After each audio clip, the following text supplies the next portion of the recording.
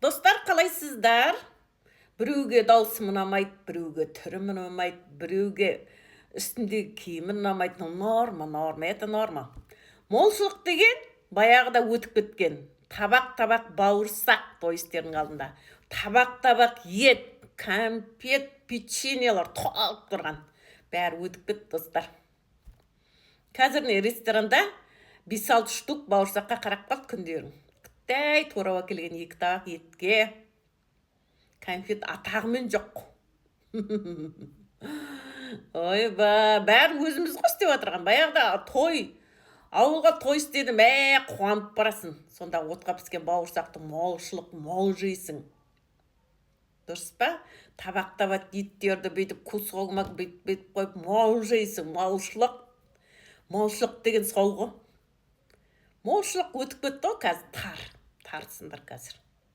Ойбай, ресторанда істейін деп кротойланып бүйтіп жүрсіңдер ғой. 5 штук бауырсаққа мәз болып, табақ етке мәз болып, келген қонақтарыңа бүйтіп тыжырайып тұрып, ана жерде бүйтіп әдемі киімді киіп алып деп тұрғанға емессіңдер ғой. Ал баяғыда тойларды айтшы, ойбай, арман ғой, арман.